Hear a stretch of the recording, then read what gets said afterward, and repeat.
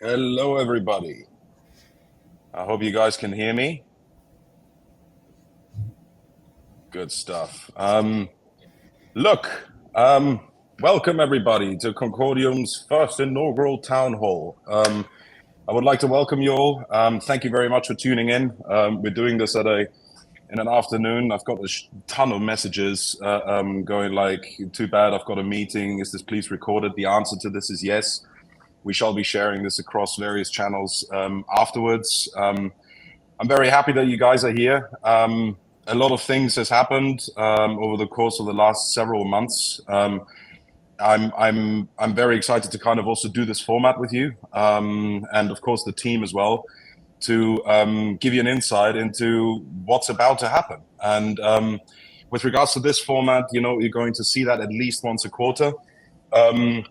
We are going to, and I think for people that have been in the community for a while, I think you should see that the quality, the cadence across all the channels has changed already due to the great work that Varun and the team is doing. So more importantly, it's very important that you guys are engaging, that you guys are joining the community and participate. I said this in my very first message this interview that I've done with Lars when I started and when I came to Concordium, that I do read everything, and it kind of is important for me in order to kind of frame decisions that we're taking as a team, that we're hearing you. And with that, of course, talking of the team, let me introduce you to the faces in live mode. You've maybe seen a couple of them, or you should see them in the channels with regards to their initial presentations about themselves. But going from what I see top to bottom here, you've got Mike, who's our Chief Commercial Officer, who's going to do wonders in the coming months to come and beyond. Right underneath, you've got Peter, our CTO, who you're going to hear quite a bit about today, or from.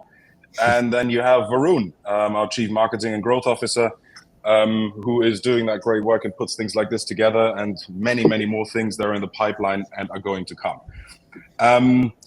Today, a lot of people have been in the suspense with regards to the ominous strategy that Concordium is, the direction that Concordium is taking. It has been quite a journey. Just, keep in mind that people like Peter, for example, only joined at the beginning of December. So there was a lot of work that we had to do in order to plow ourselves through of making Concordium where it rightfully should be. And all I can say, we really struck gold. And I think you will hear today of what that is, to the extent of understanding of how we're taking this to the realms where it actually belongs and delivers on things that I think the space in general is currently quite lacking.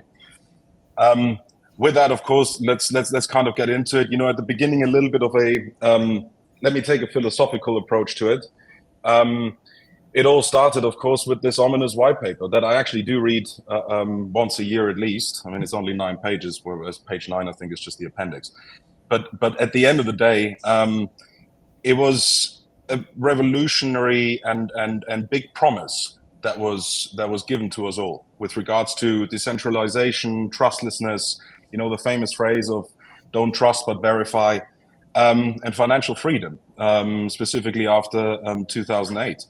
And making this accessible across borders, but also across industries, was that promise also when I entered the space that I really believed in, even though more on the infrastructural side. But I think what's a little bit sad is that we have kind of lost our way. I think you've seen me post on various channels that I'm very disappointed with regards to what the space has become today. We are in this meme coin mania bullshit. There is no better way to call it, quite frankly. Specifically with regards to what you've seen in the last couple of months with like Pump Fun. I mean, it's like we had per day 55,000 meme coins that are being created. I've seen this very funny tweet actually, or post, that said, it's the year 2030 and every single word in the English dictionary is now a tradable coin. And this is what I'm in many ways with regards to the pure technology kind of stand not for at all. But there is, of course, the speculative side, and it makes people, if they're able to make money, great, but it doesn't, unfortunately, deliver on the core promise of why we're in this space. Now, we went through a load of discussions over the course of the last couple of months, a shit ton.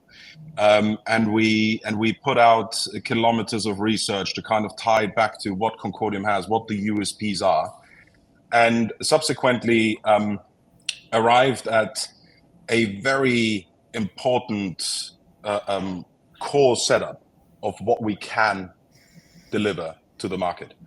And this is what it is. We will be able to provide you with the tools necessary for a future for programmable money. And you're going to hear quite a lot about this, that we are in a process right now, and the execution actually already started, to solve for very specific problems. And one of the core problems that the space has seen specifically in and around various use cases that you can see here with regards to stablecoin issuance, financial institutions, and so on, that smart contracts are unfortunately being used, in my opinion, or in our opinion, in the wrong way. They kind of currently fulfill a custodial function and hold value, which they shouldn't. I always refer to smart contracts actually as dumb banks. In my opinion, smart contracts shouldn't do anything else but enforce conditionality. And there are various problems attached to this with regards to legal uncertainties, security risks, et cetera, implementation risks are massive as well. But the space has kind of moved into that direction and kind of negated, not negated, but didn't stay true to the core value of what actually this technology could solve for. Now, if you are, when you look here on the screen, I think you can see the presentation, or at least I hope so. Otherwise, you just hear me talk. There are specific parts of the world that this is for, ultimately. On the one side, and I think I said this partially already in my address a couple of weeks ago, we are building something specifically in around stablecoin issuers and payment providers. What we would like to allow people to do, and just imagine that you're a stablecoin issuer. You would like to solve for distribution. You would like to solve for use cases. You would like to solve for as boring things like geofencing, but they're absolutely crucial in order to see adoption actually happening. And that is something that just hasn't been solved for. And if they have been solved for in very complicated L2s and roll-up solutions that are not necessarily there in order to make sure that we actually cover and tackle the problem on the root level.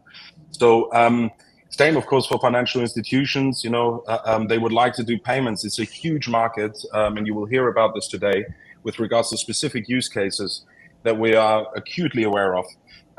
With regards to of how we can solve for this, whereby we stay away from stablecoins just being used to trade BTC, Sol, and ETH on Binance, right? There is a bigger picture here, and this is what we ultimately want to solve for, and where the core USB that we have with regards to the identity comes in not only handy, but is a crucial puzzle piece in order to fulfill on that promise. So, look. I'm really, the idea for me is today, at least, not to say much. You're going to have the pleasure of seeing today with regards to the whole thing that underpins it all. The questions with regards to how are you going to execute this. None of this is possible without a solid technology. And today's address is very much focused in and around that, to give you an insight into exactly what we're building, to give you an insight to exactly of what the use cases are, and how that then ties back into addresses that you will see in the coming future with regards to commercial and ultimately, marketing and growth. The only thing that is changing here, and throughout my entire career before that, it's been a credo that I think is far more important today. We let actions speak louder than words. We're not going to put out stupid announcements of like great things that may or may not happen. The next thing that you're going to hear from us is actually success and signed pieces that you see are going to happen with a clear knowledge when. So with that in mind, yeah, I'm going to hand over to you, Peter. And of course, we're going to talk about a couple of other things later on. So Pete, I'm over to you and enjoy yourself. Thank you very much, Boris. Hope everyone can hear me. I take that as a yes. We got a thumbs up. Awesome. Hello, beautiful people. Hope you're all well and peachy. So I'm very excited to be talking to you about everything that we got going and what we're going to try to do in 2025. So before we get going, I just want to take a moment to recap on what we've already got on this beautiful chain and kind of why it's already setting ourselves up ready for payments and the financial industry and everything that Boris just spoke about. We are very unique in the sense that we have identity integrated into our protocol. Now, there is no other chain that has this, right? This is very unique to us. It's been designed, it's been implemented and built by world-renowned cryptographers who are part of this project. To name them, it's Torben Peterson, Ivan Damgard, and we got Yuli Milner, who are all involved in making this happen. And they've done it in a really beautiful way, in which I want to take a couple of minutes just to explain this to you so that it's clear. Having identity on the protocol isn't done in a way where there's identity being leaked or your personal information is getting out there. So we're all used to kind of doing the KYC that is common in process these days. You take your driving license or your passport, you take a photo of it, then you do like a selfie of your video and whatnot, and you send it to an identity provider who verifies that, yeah, the person in the video is indeed the one that is in this document. Now, that's normal practice. That's what we do. The difference here is when that information comes back to us, that's already signed by a specific key that is owned by that identity provider. That information doesn't go on the chain, right? That comes to you and stays in your device, and it's in your control.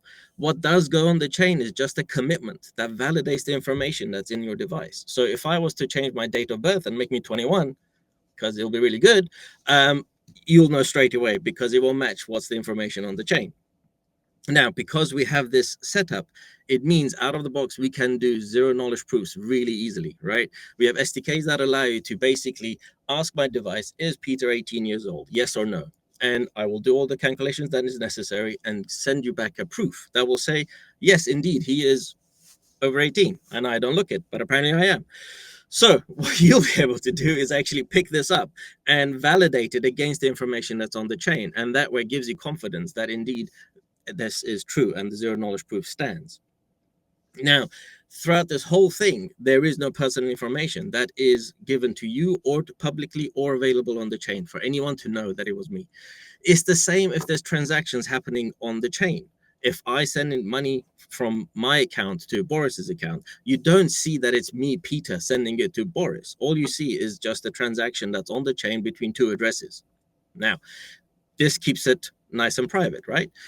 So why is the identity layer there? It's there for the zero knowledge proof, and it's also there for accountability. And we do this through the disclosure process that we have. And let me explain it very quickly to you. And we will go into detail into everything that I'm going to be saying today in the coming weeks and months. As Boris said, we're going to have a lot of communication that comes out from us. Today, I'm going to try to keep it at a relatively high level. So the disclosure process is if there is a legal justification for my activities to be revealed as to who it is. The process is you get a warrant from a court in Switzerland that says, I need to find out who this address belongs to, right? That is then taken to one of our lawyers who have a special key that can come and open up the encrypted object that is the commitment that lives on the chain. Now, all they'll see is the fact that there's a number here. There's a IDP identifier here. So they don't see my name. They don't see anything that's specifically personal to me either. They can take that number. They know which IDP it was that generated it. They will go to that IDP and they'll say, do you know who this identifier is? And the IDP will obviously check the warrant and go, yep, that is indeed Peter, right? And then that's how they know it's me and the account that is associated to me.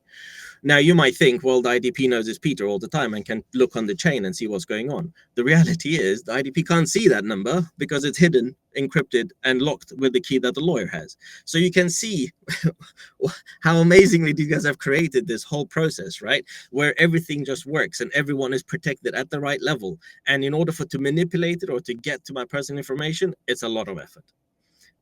fantastic design, very unique, really kind of the reason why I joined and was very fascinated by what we're going to be able to do with this chain. Doesn't stop there. We also have a fork-free consensus mechanism. I'll take very quick to explain this to you. So in a few chains and other chains, what you have is all these nodes agreeing on what the next block looks like. They all sign, they all agree, etc., and move on. Sometimes what will happen is they will get disjointed from each other. So they're not actually talking to each other, but they will carry on generating these blocks. So what you'll have is two groups. One group is creating block 59, 50, 60, 61, and so is another group. So you've got two 59s and 60s and 61s. At some point, when they talk to each other again, they realize that they don't have the same transactions. And now here comes a whole battle as to kind of, well, which group wins, right? Everything happens, it's all in part of the protocol, but in essence, one of them will lose. And what will mean is if your transaction is in that block that group created, gets lost. You've lost your fees and you got to do the transaction all over again. We don't have that, right? We do not fork. We just simply pause, wait for everybody to come back online, and then carry on going forwards. And if necessary, we'll just sign a timeout and wait for until there's enough consensus available on the chain to carry on, right? So you don't lose your transactions, which means we have fast finality, right? When we say something is recorded on the chain, it's recorded on the chain. In the other chains, what you have to do is wait a few blocks, sometimes up to 8 blocks before you are kind of confident that, okay, do you know what, my transaction isn't going to get dropped. So with the fast finality, with the fork-free consensus and identity all built in, it really sets us up very nicely for payments. On top of that, we have managed to do 2,000 transactions per second on the chain. But we want to do things better. We want to make it 100 times better. So let me start, and bear with me here. There's quite a lot of things that we're going to be doing in 2025. What we want to do is, as Boris said, bring on stable coins, right? But we don't want to bring them on into smart contracts, which is where everywhere else it is, right? There is vulnerabilities associated to smart contracts. It creates a honeypot. It's a perfect target for people to start hammering at it because that's where the value is. We want to bring stable coins into our protocol layer, right? So we're going to launch what we're calling the protocol level tokens. Now, these aren't the same as CCDs, so we're not going to derail CCD. All your fees and all your rewards are still going to be in CCDs, and the chain carries on as it is. But what we are going to do is allow stablecoin issuers to be able to actually mint and burn on the ledger itself at the protocol level, which means your balances and your accounts are no longer held in a smart contract, but actually at the ledger itself in your wallet, in your device, right? Now, lots of benefits, which I will explain in the coming slides. One of the ones to remember is the fact that we will be able to do the relatively straightforward sending it, receiving it, and holding it at the ledger level, right? Now, you will also be able to say that you can't really fake the token. At the moment, on some chains, it's very possible to have a smart contract that is named the same units, same labels, same icons, same everything, but the only difference is the address, which makes a big difference because one of them is the right one and one of them is not the right one. And if you buy those ones, well, sorry, you just lost your money. So you won't be able to do that with our chain because each one is identified uniquely with a unit. Moving on. Boris was talking about how some of these stablecoins have this restriction where, you know, it does depend on geographically where you are or which consistency you belong to, right? So we have zero knowledge proofs available to us. We just explained it. It's in the chain. It is integrated closely to it. It's not a bolt-on. It's not an add-on. It's literally in the protocol. Now we've added our PLTs to this. So there is no reason why we can't use it to make sure that the geofencing exists around the coin. So it'll be very straightforward. If there is a restriction on an individual can't hold these tokens in a location, it can be very easily asked, are you, with a zero knowledge proof against it, is this individual in that location, yes or no? Once you've got the clearance that the conditions are met and you're happy, that's the only time this individual will now be able to hold that coin, which means anybody on the Concordium chain, right, would have this check done against them. They will be almost like in a whitelist that will then allow them to hold this token. So you know, it doesn't matter where they get it from or how they get it, that they are indeed within your restrictions. It's an amazing thing to be able to claim and do and build. We don't want to stop there.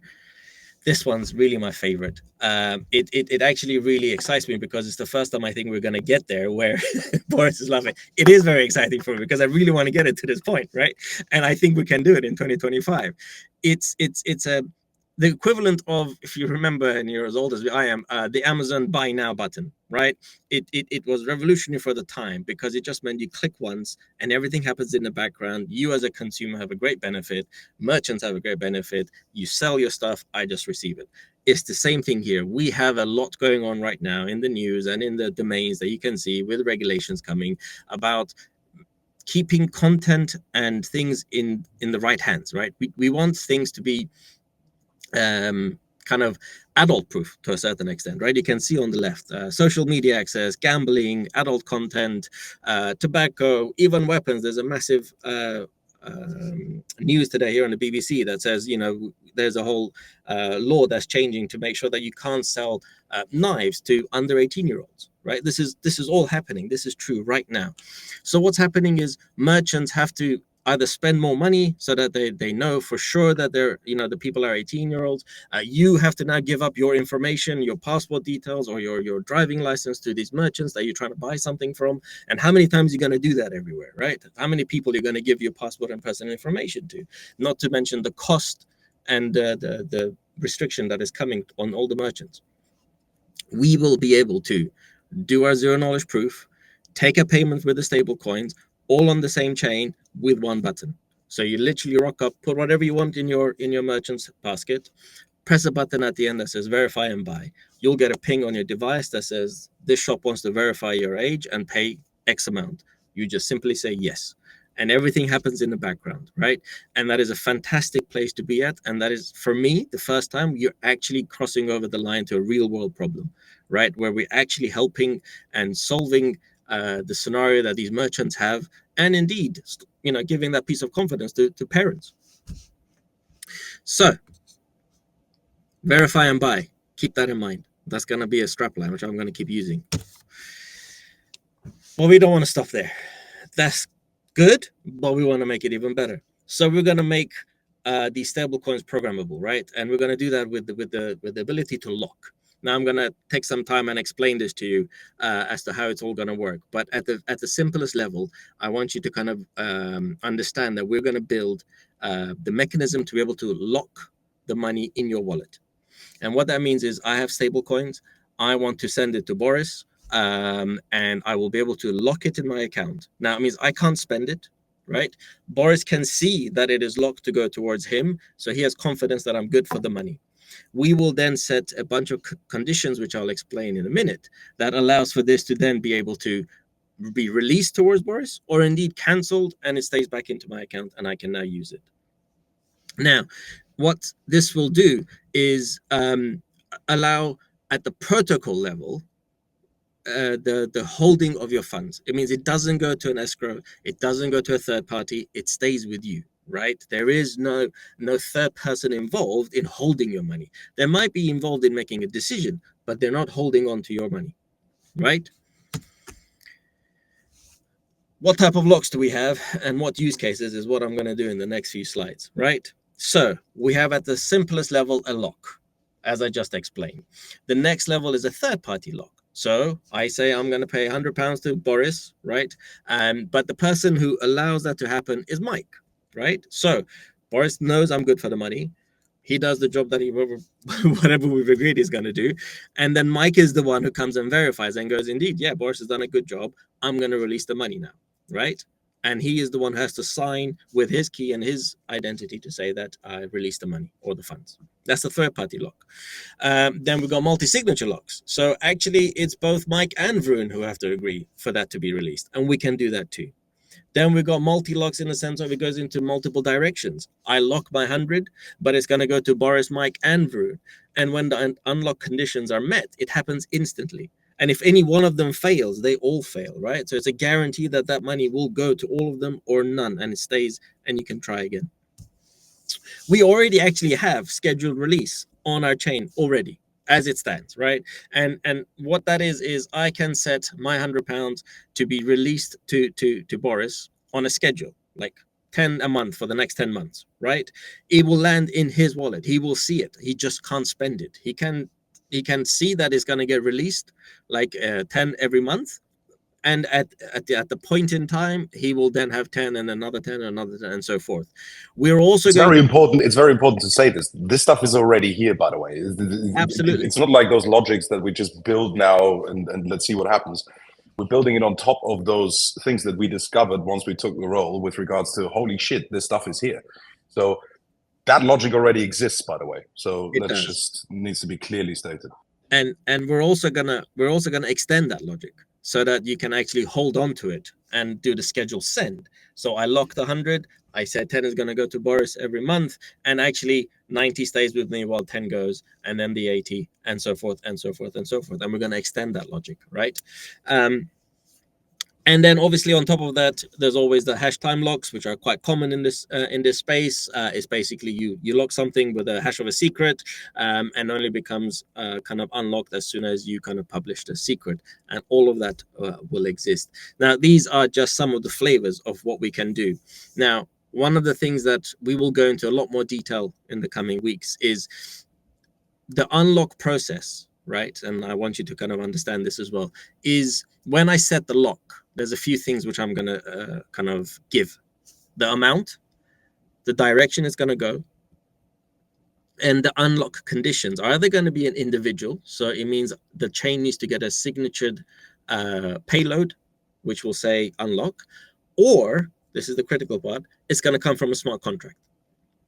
So I'm going to say this specific smart contract is the one that can unlock or cancel this, right?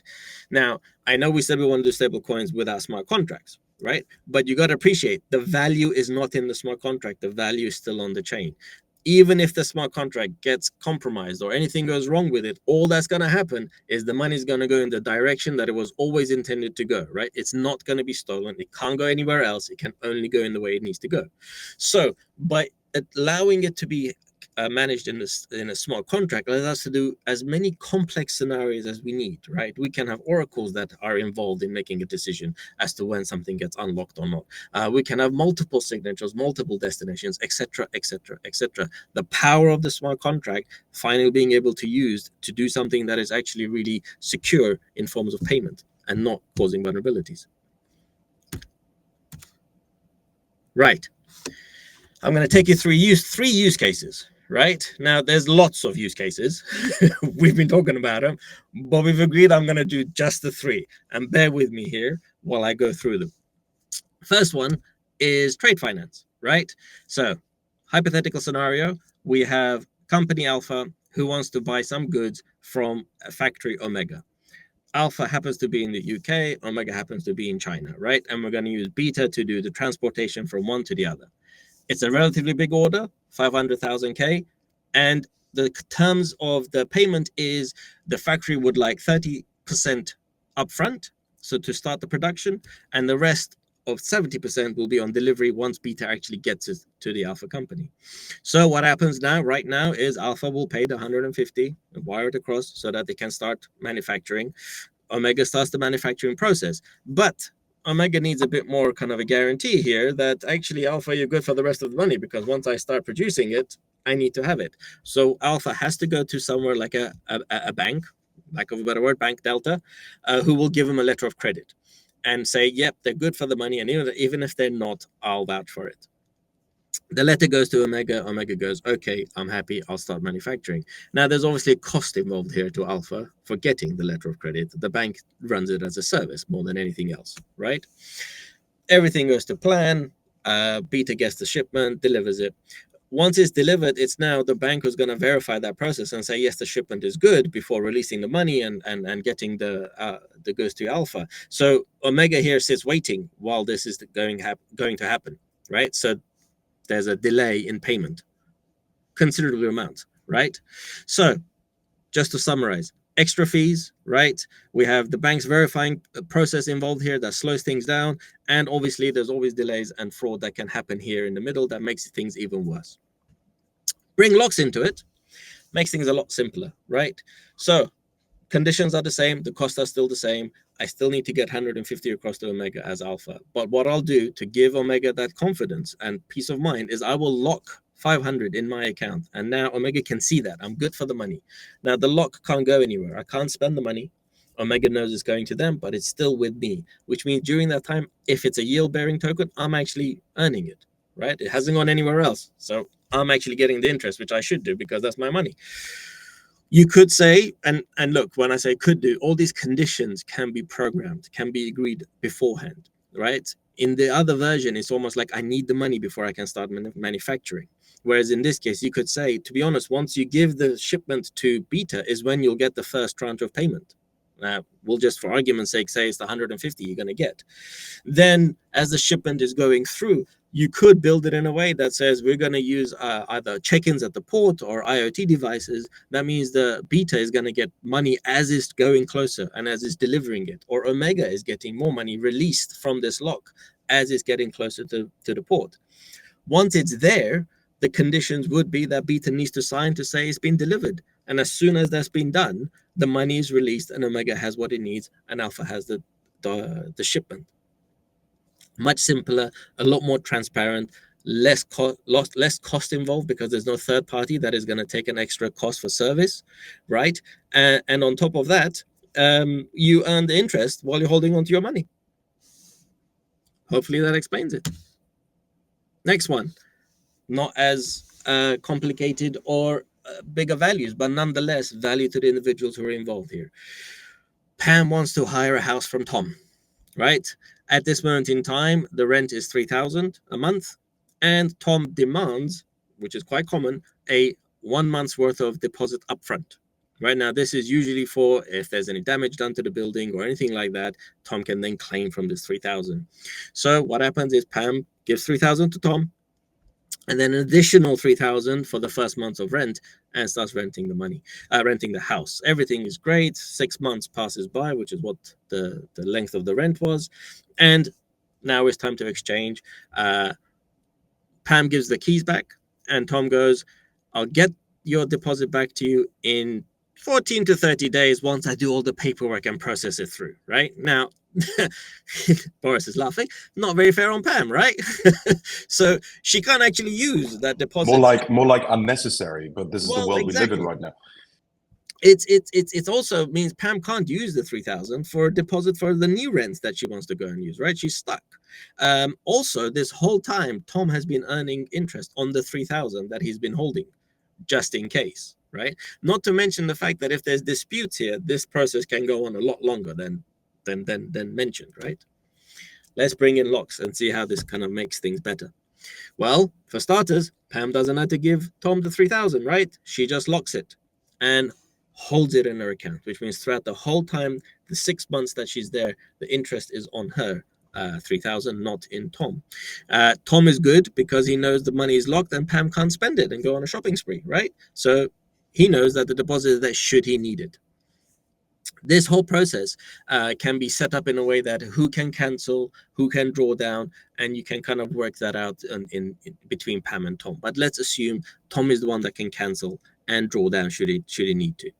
At the point where everything is finished and the 6 months is over, Pam has the keys and goes, "Tom, could you just cancel the lock so I can give you the key?" Bang, bang, bang, job done, right? Money's back in Pam's wallet, keys are back with Tom, no more delays, everything's great. Now let's assume there's a dispute as to kind of what happens. Why not? And I'm going off pace here as to kind of what's on the slide here, right? Why not create a whole new thing, a whole new service provider that says, I will vet the room before and after. So I'll go in, do a quick review, take a few photos, whatever it is, and I'm the one who's got the ability to lock and unlock the funds. I have the ability to release the money towards Tom or cancel it so it goes back to Pam. At the end of the rent, I will go in and I'll do a quick survey, and I'm independent. I don't care about Tom or Pam. I'm just doing my job here. And if something is damaged, I will get a verified quote as to how much it's going to cost to fix that. And then I'll release that amount to Tom and the rest back to Pam.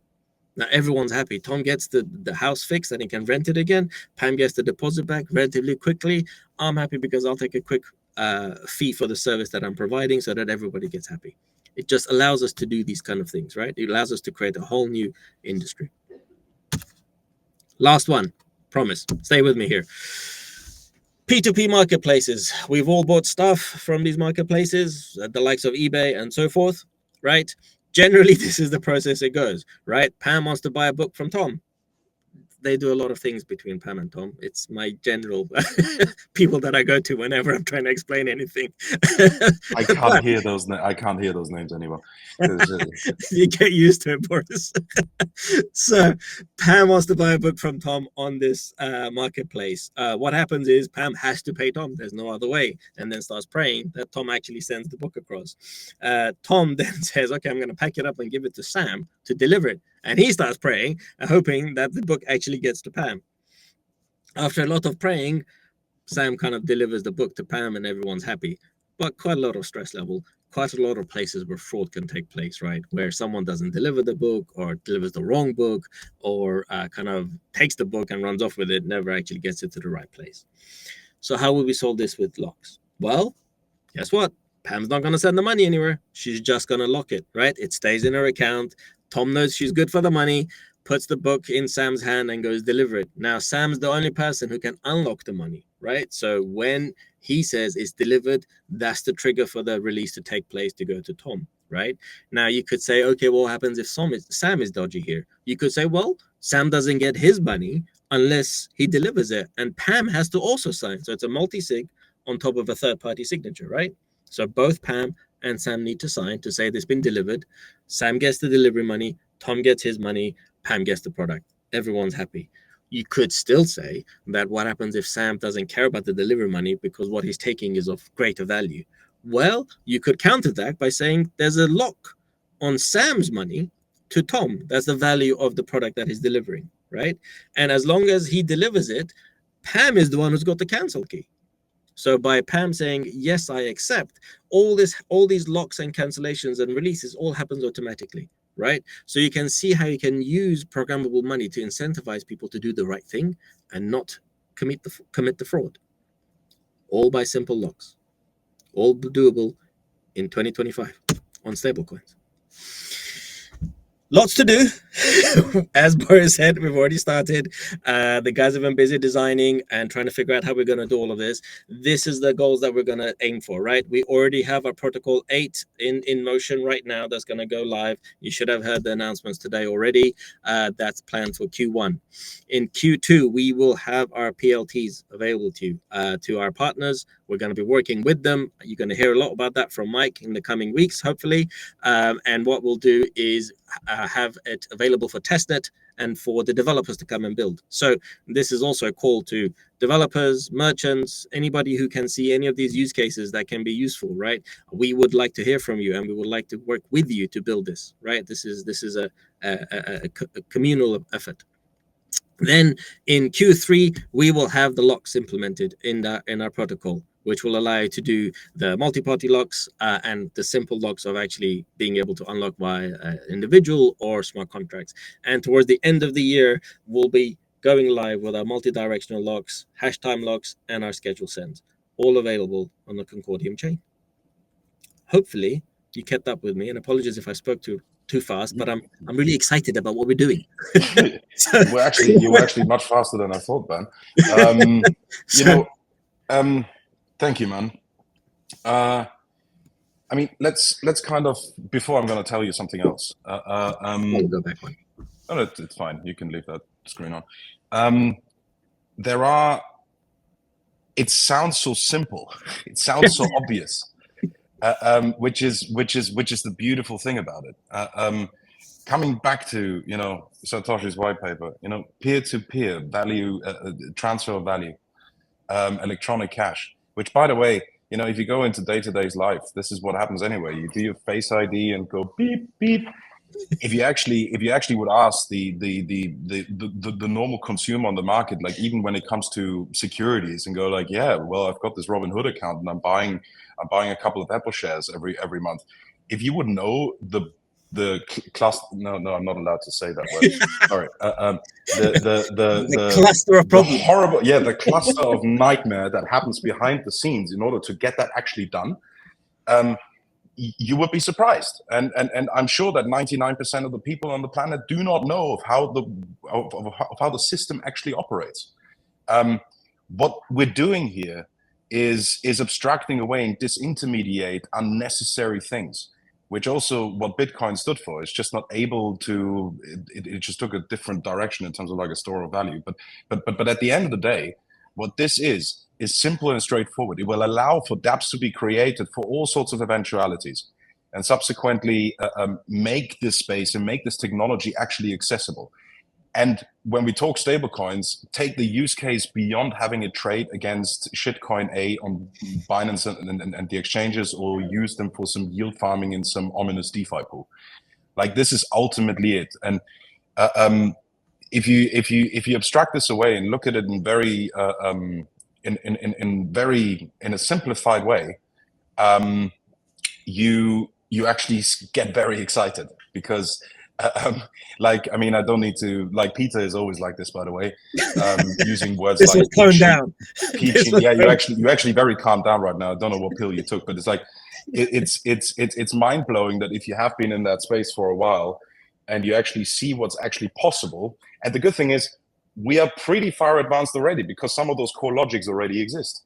It's just like we need to put it together in a slightly different way. So with regards to this, specifically on stablecoins, Mike will be able to talk for ages here. If it's yield bearing, non-yield bearing, if it's synthetic, we have a solution. And by the way, a lot of this stuff has been not only sense checked but verified. So there are conversation already. But one more thing here to mention, because the world is a big place. And with that, and over the course of the last, specifically also the last administration, we found ourselves in a position where we tried to kind of stay away from America, which is kind of understandable. Gary was a bit of a scary person and a difficult one, let me put it that way. That was put very nicely, by the way. So with regards to this, as of today, US persons are able to download the wallets, hold Concordium. Developers, of course, enterprises are able to build with regards to, also commercially quite important.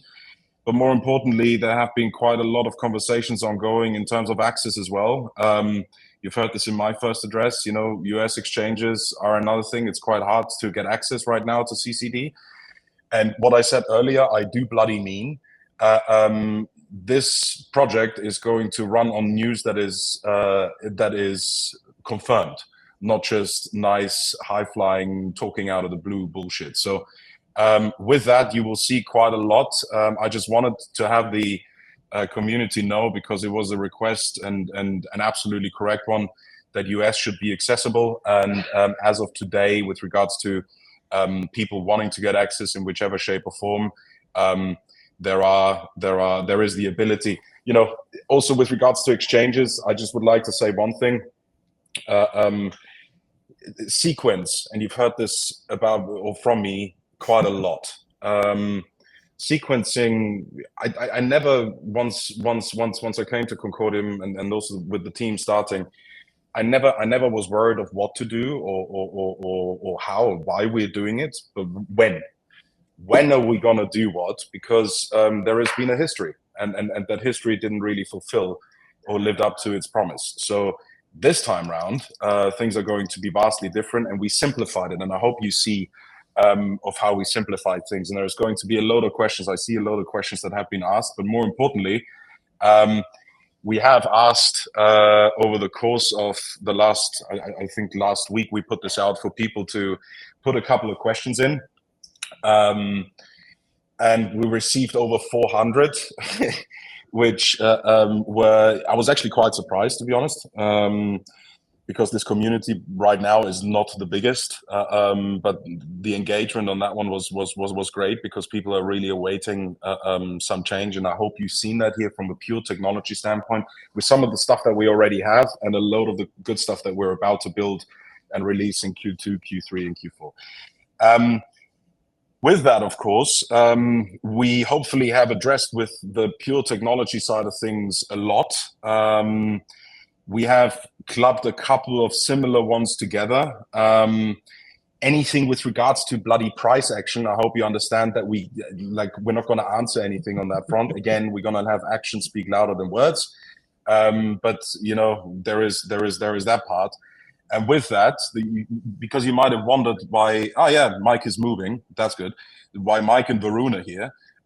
Because quite a lot of them, of course, touch marketing and growth and touch commercial. So I'm going to play the moderator here in order to kind of get those questions out, and you guys please answer accordingly. And then we'll see if we have time to have a couple of live questions that come in as well at the end. So first question. How does the new management group look back at all the grants that have been provided and projects that have a runway? How will the new team attract and retain developers and projects? Will there be contracts and other stuff? I think this is one for you, Mikey. Yeah, sure thing. So, look, guys, every single grant recipient, both past and on an ongoing basis, needs to be judged on its merits regarding what it has or will do in order to grow the Concordium ecosystem in keeping with the core objectives in the roadmap that Peter's just communicated, hopefully clearly there. I mean, to be clear, we absolutely intend on continuing to run a grant program, and we'll be assessing grant applicants not in isolation, but relative to what else is competing for that allocation. Ultimately, how do we attract new projects and new talent? I mean, yes, grants have a role to play, but first and foremost, I think the technology and what it enables should speak for itself and attract talent, and actually that's already happening. Good stuff. I hope that answers that question. Let's go. Does the management team experience an increase in institutional attention? Yes, but we're being very specific with who and how and to what extent we're engaging. As you might imagine, also during that whole strategy, months of preparation to come to this point now with regards to exactly of what we're going to do with who and who we're targeting. Conversations have happened already, and the how should I say, the response is rather amazing. So we have a lot of eyeballs on us right now, which is good, and I think the use cases speak for itself for you to see with regards to does this draw eyeballs on us? Yes, absolutely it does. That's the short answer. Is there a plan to have a native stable coin from Circle or Tether on Concordium? Mikey, I'm going to have you take that one. Yeah, I mean, look, this is an easy one. Yes, absolutely. Both Tether and Circle are prime candidates to issue stable coins on Concordium. What a surprise, you heard it here first. Then we have, explain to us that CCD is so unknown to the world at large. It's frustrating to see people talk about stuff like Papercoin, but nobody knows about CCD. Preaching to the choir, buddy. Let me not start about meme coins again. But look, why is it unknown? To some extent, I think the way that I would kind of put it is that when the chain was built and people started to kind of, in 2021 when the TGE was, the USP of the ID in isolation kind of resulted in, we kind of are going to be Ethereum by default, meaning, we don't need to actively do anything. So with that strategy, of course, that didn't come down to any success. I said this before. Success needs to be attracted and not pursued, and we were just not attractive. Now with this, by simplifying and abstracting away, I think the world at large, the way that it's put, will know CCD or Concordium very soon. CCD is just kind of secondary in this, but like, you're being judged at the merits of also like your success of the project, also with regards to how you're ranked on CoinMarketCap. But it only happens if you actually live up to your word, if you actually execute accordingly, and subsequently, the market always finds its equilibrium. And I'm pretty sure that we're pretty bang on with what you've heard here. So that's that one. How does Concordium plan to prevent Sybil attacks and ensure the uniqueness of each identity, especially as identity becomes central to financial transactions and stablecoins? Pete? Yeah, that's mine. Well, look, we're already a proof of stake chain, right? So it makes it very costly for you to do a Sybil attack. That's kind of a given in the architecture and the approach that we've taken. As far as what we do with our identity layer, that's kind of always being researched and looked at to what the next stages are. And we're throughout the year of 2025, you're going to see quite a few things being announced on that front. So keep looking. Okay. Then we have the next one. How do existing strongholders SRX and PTAG chain and other use cases like EnergyNet and Geely fit the narrative? How will the management seek to keep them building on CCD? Mikey, I'm going to have you take that one.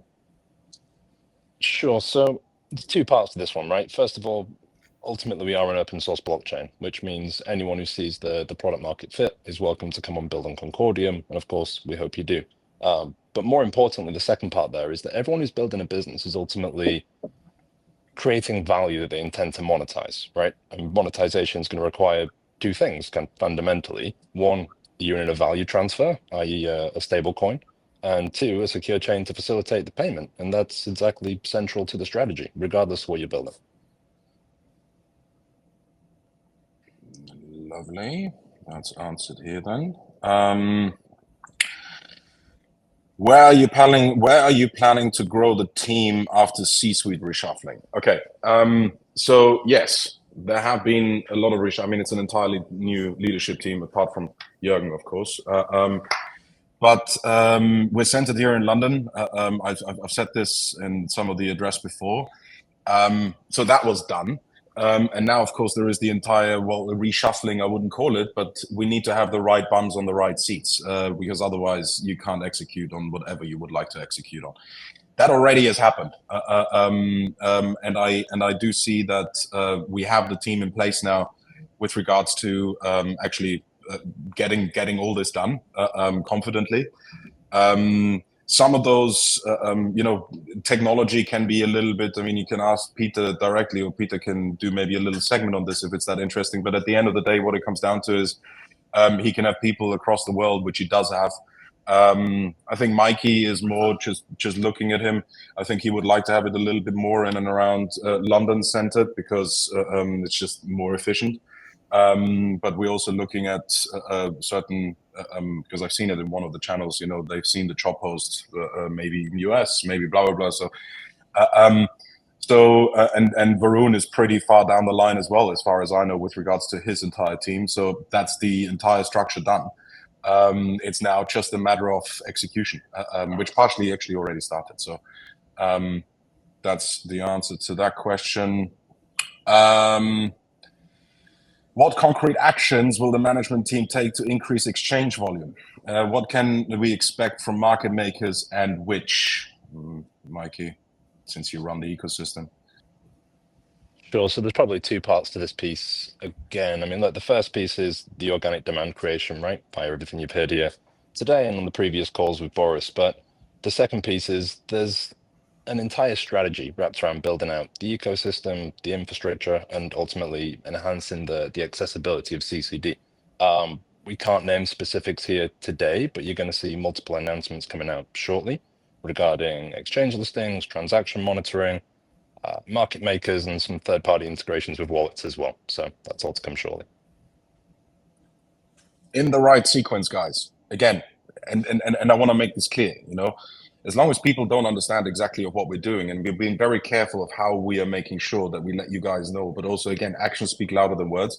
An exchange listing right now, because I'm seeing this in questions like, when are we listing on Binance? When are we listing on Coin? Like, it would be currently far more hurtful, because people are, of course, looking at the price action, not happy. So we need to be very careful and need to instill confidence first in order to make sure that we sequence this correctly. So an entire plan on this, you will hear more about it. Just wanted to kind of put this on top to Mike's answer, so we can make that one clear. Is CCD technically up for the task to handle big volumes? Pete? Yeah, well, as I kind of explained already, it's at the very beginning, we do have a pretty cool chain, and it has got a high TPS. So in short, yes, it does. It will be fine. I love short answers. Now, with the EU digital identity wallet becoming the standard, how does Concordium plan to support EUDI, EID wallets for seamless onboarding and regulatory compliance with financial markets? I think this is, again, you, Mikey. Sure. So there are certain logical steps that need to be taken, right, in terms of sequence and everything Boris just mentioned there, in order to achieve this. But I think what I can say is that we are in conversation with the EU Commission right now. So see how it follows. Good. Not more to be said there. Can we expect a new website or a revamped one? Please avoid the word revamping because it seems like a cleaning up. And we must be brand new. The website has been under revamp for so long now. When is it expected to be done? This could be a question from me. Varun. No, this is a question probably everybody here has heard me asking. Because is the website in a good place? No, but let me tell you, is it in a better place than how it was 2 weeks back? Yes. Is it in a far better place than it was 2 months back? Yes. And I'm not saying it, data is, because many of the things which are missing, core vitals, backlinking, has already been fixed.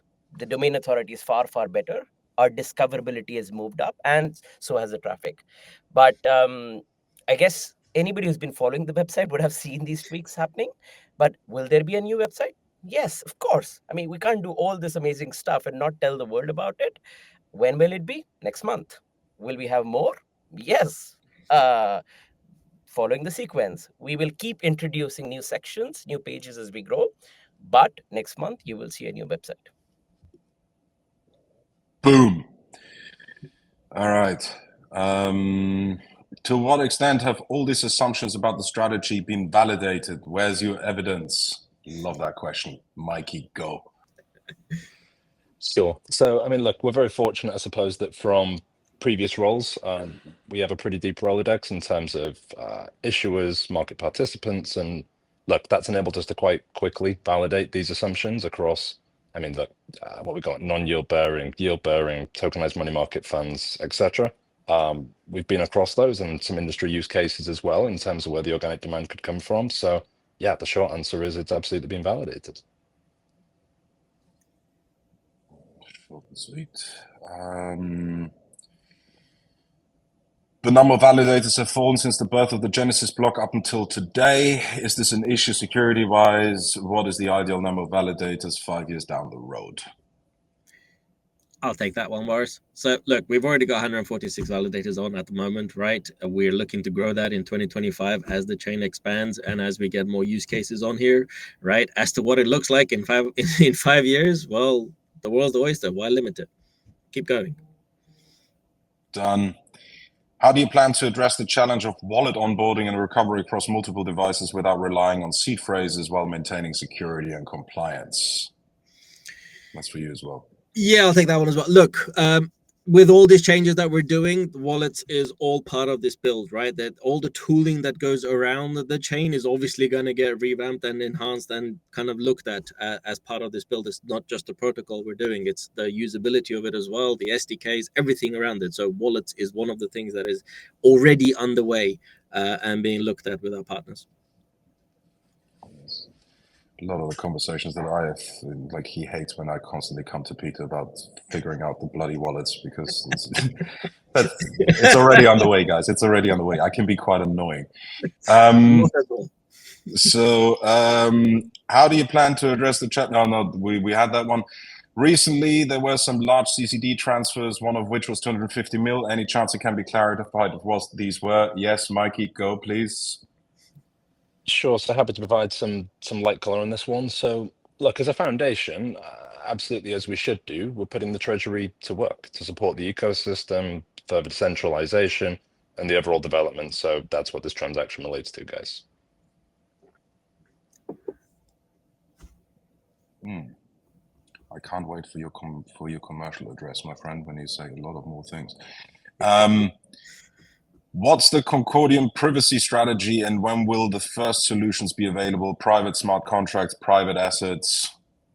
Peter, you take No, that one. currently that's not in the plan, as you can see, right? We did have shielded transactions. We have the code. If we need to, we can bring it back. If there's a strong enough use case or a demand for it, we will do. If we need to enhance it to make it all about privacy, we can do as well. Right now, it's not on the plans. We've got bigger things to focus on. Thank you. Are there concrete partnerships sealed and in the making that are currently under NDA? Mike. Yes. In short, there are. But look, guys, I mean, just as a side note, right? Because this is probably something that's going to come up in the future. I mean, most meaningful or significant commercial conversations are likely going to happen under the NDA. So, of course, once they're public, you guys are going to be the first to hear, right? And we've got the next town hall, which is going to be commercial centric. And at that point, we'll be publicly sharing some of those successes with you. Again, sequencing, guys, sequencing, right time. How do you propose to update the community more often, project per project, so that we get out of this reactive, I will ask the team and get back to you mode? Well, I'll take that. So welcome to the first town hall. We will do these regularly, at least on a quarterly basis, if not more. You'll also see we'll be kicking off a lot of bi-weekly spaces on topics projects. And one thing, if you're not following us on X or in our revamped Discord space, make sure you join those, because that's where a lot of async updates will happen. But the beauty about Web3 and the industry we live in is that the community and the projects are also on those channels. So the Web3 way is to ask them directly, and I'm sure most of them would love to provide updates quickly and directly. So that's what I would encourage, for questions to be, but also for the projects who are already with us and potentially coming in to answer those, and we'll create curated updates for sure. So absolutely, we would love to do this even more. Not many left. There's so many. Can we please leave AMAs behind us and start with professional interviews and articles daily? Better to have C-suite and podcast than AMA with 10 people during working hours. Right. Okay. I'll take this. So first of all, it's not 10 people. It's more than 1,300 people. So I would disagree with this question that we shouldn't do that. AMAs, town halls, community calls are important to ensure community follows the projects and hear about critical updates. Like we said, we're doing the first one, which is a deep dive on tech. The next one will be commercial, and we'll cover topics and topics. So I don't see a reason why we shouldn't do it. In fact, we should do more of these. I think what probably we need to do more is more PR. So yes, absolutely. Anyone following us would have seen that our press coverage has gone up. Just as an example, July to October last year, we had 4 months. We had about 18 unique pieces of coverage. Last 3 months, November to January, we've already doubled that, right? As we bring more partners through Mike's work, this will only go up, right? Is podcast part of the strategy? Absolutely. You'll start seeing them shortly. Again, we are doing this with the right sequence so that we have the right story at the right time. So yeah, absolutely, we'll do more of these, but I don't see AMAs and quarterly town halls going away. In fact, we want to do more of these. How do you contact and convince large financial institutional central banks to use Concordium? Are there any concrete partnerships or projects? Mikey? Sure. So this is something you can quickly waste an 18-month sales cycle on. So you have to be careful in how you're going to approach these things, right? When it comes to what's going to look and smell like an enterprise sale.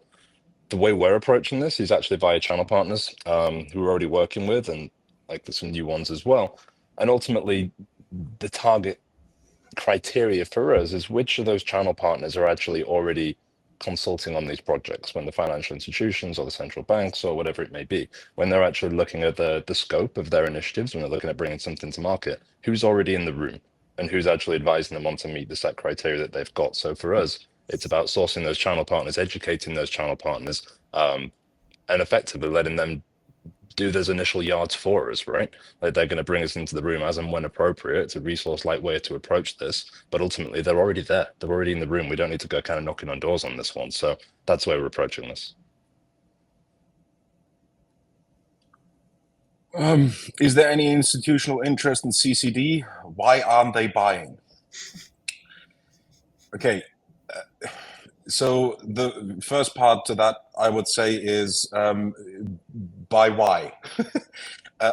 Because of the past? I doubt it. So again, the sequencing, we have things in petto right now, and we're being very careful with regards to how we're going to put them out, because some of them will make a big splash. So with that in mind, given actually the question that you asked, or somebody asked before with regards to eyeballs on us, there are a lot of eyeballs on us right now. So we cannot screw up the execution, and by default, that's why they would be buying. So saying now, why aren't they buying now is yeah, a little bit shot past the core idea here. Execution was a pain point from previous leadership. By the time Town Hall happens, execution will be a pain point for this leadership, as there has no execution since Boris took over. This one really hurts my feelings. What do you mean no execution? Like we've entirely look. My focus was, and I said this in September. My focus was in order to concentrate on our internal affairs, get the right people on, figure out the correct strategy, get an execution plan into place that is feasible, given the time frame that we set ourselves with, which is fucking short. Sorry, I used the word. I promised I didn't. But so that has been done. What you're seeing now is what exactly we're going to do and for who. So I would ask you, please, for a little bit of patience, given the fact that, for example, our glorious CTO is only here for nearly 2 months. So and Mike, 2.5 months, and Varun, I don't even know, like you also 2.5 months or something, Yep. or 2 months. I mean, it's so please, a little bit of patience. We're sitting here very excited because we kind of know what's about to happen. So with that, just kind of keep that, again, to my initial point, please stay engaged and you'll see of what's coming. So yeah. By the way, Boris, Varun, you want to say something? Yeah, 10 on 10 on getting the right people. I think not many people will say this, but let me tell you that. Thank you very much. You shall receive an extra bonus. Okay, so yes, but I also understand where the question comes from. Execution was unfortunately to a certain extent poor, right? But it is what it is. But we have something very unique here, guys. So this is going to be great. Tether has struggled with regulators of recent. Has Concordium team made any effort to woo them? A lot of people talking about Tether here. Come on, Mikey. Do you speak to Tether? I mean, look, I mentioned earlier on, guys, that we can't comment on specific commercial conversations, right? It's not going to happen from an NDA perspective. But I mean, look, let me just say that from a geofencing and jurisdiction verification perspective, I believe that most issuers would benefit and help them navigate the regulatory landscape. Let's put it this way.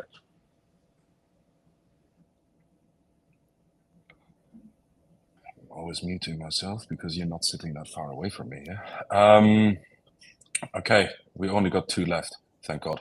Can Varun, in human language, explain what he means with bridging the gap between Web 2 and Web 3? So I can explain this at my kitchen table, and please address why it is essential that this is done by an L1.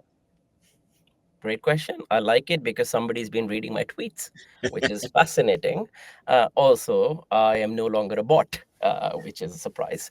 But I think there is an irony here, which I think is important. Look, we've all heard Boris talking about that, how Web3 has become a tool for speculation and blockchains became a solution looking for a problem. And as an industry that we live in, unfortunately, we've isolated ourselves on an island and still wanting to guard the entry. So the reality is that the industry hasn't scaled. We can talk about L1s, L2s, DALs, interop, but scalability is all about solving real problems. What the user wants to see is, what are we solving? How are we making the experience 100x better? As you saw from what Peter was talking about, this is how Web 2 scaled. And I can tell you because I was there.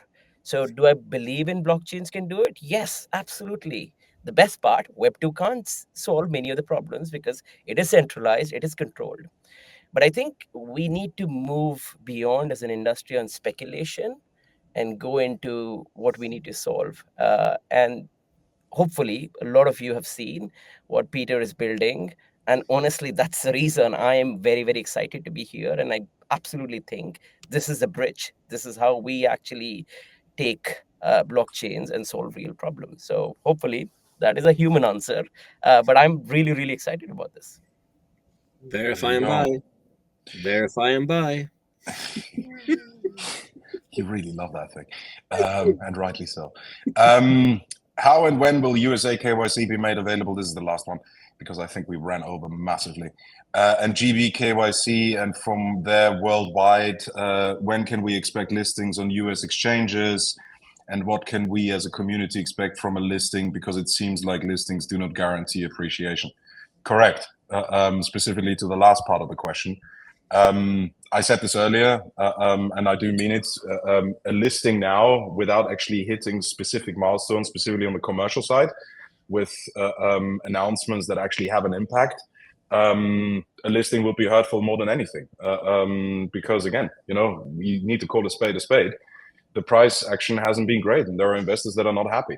So my ask is that with regards to, you know, those guys, everything that we're doing is to provide value at the end of the day to the space, like on a philosophical level, but also with regards to you know, investors that have that do experience success. So with that, again, sequence is the key. US is open, so yeah, I mean, let's go. We just need to be kind of left to our devices right now in order to really start executing. And actually, the good thing is it already did over the course of the last like 3 weeks specifically, which is nice. And then you know, the proof's in the pudding.